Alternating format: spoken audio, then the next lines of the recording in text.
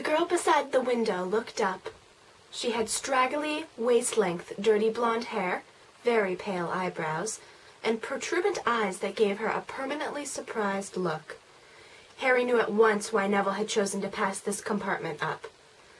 The girl gave off an aura of distinct dottiness. Perhaps it was the fact that she had stuck her wand behind her left ear for safekeeping, or that she had chosen to wear a necklace of butterbeer caps, or that she was reading a magazine upside down. Good morning, everyone. It's Monday. Monday, Monday, so good to me.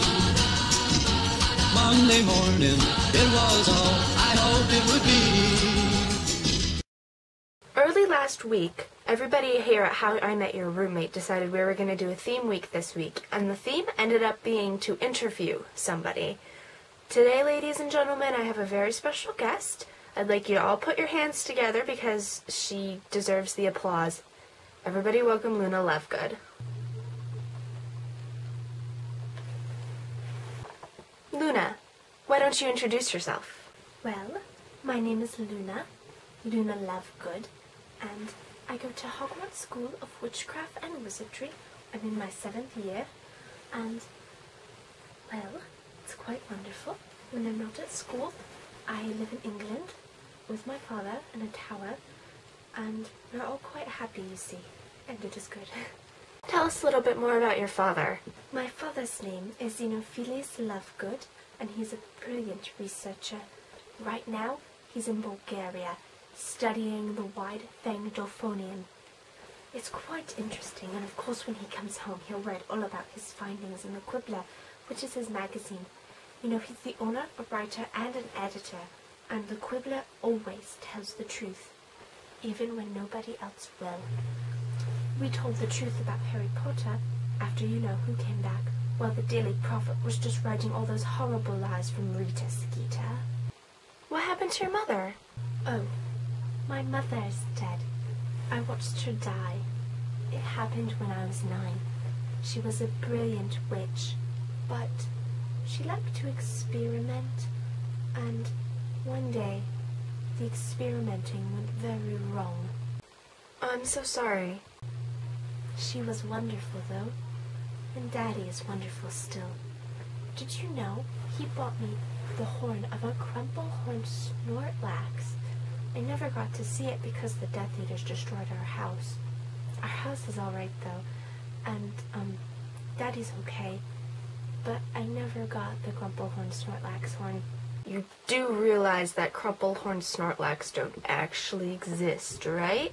Oh, but they do exist. Daddy proved it.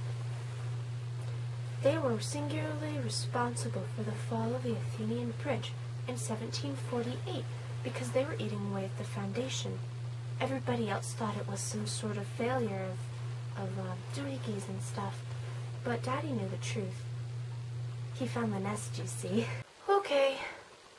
Whatever you say. Why don't you tell us a little bit about Hogwarts? Oh, Hogwarts. Hogwarts is wonderful.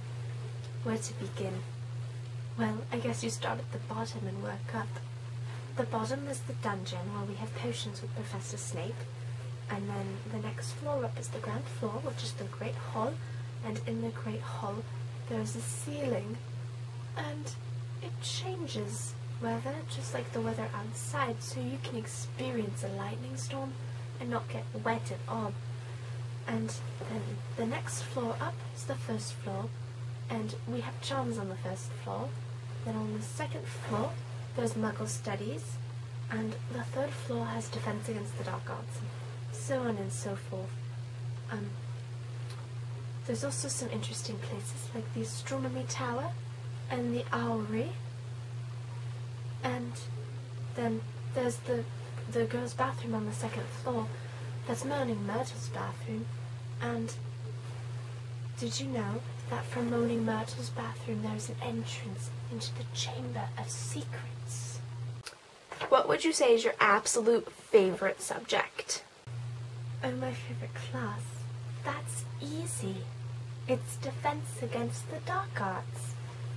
Even though Professor Snape was not very helpful last year, And come to think of it, Slughorn wasn't either, and Umbridge was absolutely useless. You know, it's her fault that the Dumbledore's army started, so I guess I have something to thank her for.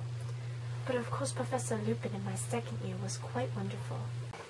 That doesn't surprise me at all, since you were always so active with Dumbledore's army. Are you pretty good friends with Neville and Ginny? Neville and Ginny are nice enough. I consider Ginny my friend, but Neville is very shy. I consider him my friend too, of course, but he does take some warming up too. Who would you consider your best friend? Oh, I don't have a particular best friend. I usually stay by myself. Did you know some people call me Loony Lovegood? Oh, Luna, that's so sad. I'm sure there's somebody out there who considers you their best friend. Now, I know for Ravenclaw this is probably a tough question, but what is your absolute favorite book? A favorite book? Oh, I could no sooner choose a favorite star in the heavens.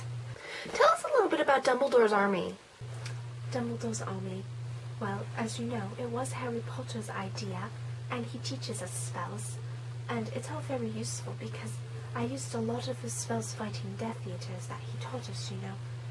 Especially Expelliarmus. I think that is the most useful spell there is, because without their wand, the enemy, he can't attack you.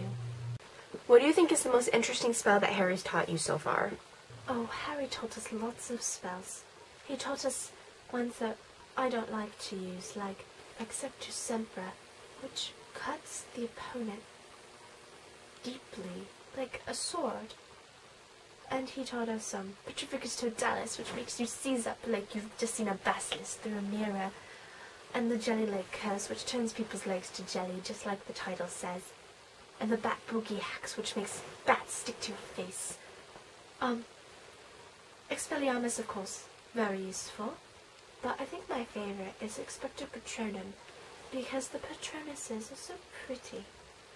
And they're very useful too, because nobody likes Dementors. Do you and your father celebrate Halloween, or do you usually just celebrate it at school? Oh, Daddy and I do not celebrate Halloween because we disapprove of the Muggle tradition of dressing up like witches.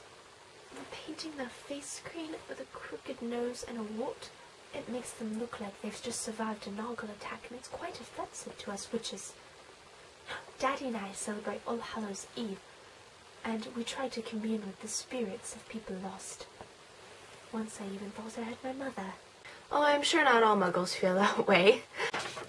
Luna, I have to ask, because this riddle has been bothering me since I don't know how long, and I've Googled it and I cannot find an answer on the internets. So, since you're so good at riddles, and because, you know, Ravenclaw, wit beyond measure, is man's greatest treasure, why is a raven like a writing desk? Why is a raven like a writing desk? I can't tell you that. You see, knowledge isn't earned by being told the answers. You must discover them for yourself.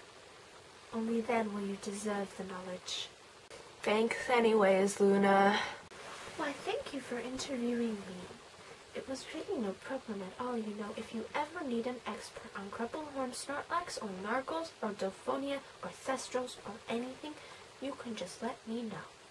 Well, folks, I hope you enjoyed my interview. Remember, Harry Potter and the Deathly Hallows Part 1 comes out November 19th, and you should all go see it. Everybody have a happy Halloween on Sunday, and I'll see you next Monday. Back to witches and wizards and magical beasts, to goblins and ghosts and to magical feasts. It's all that I love and it's all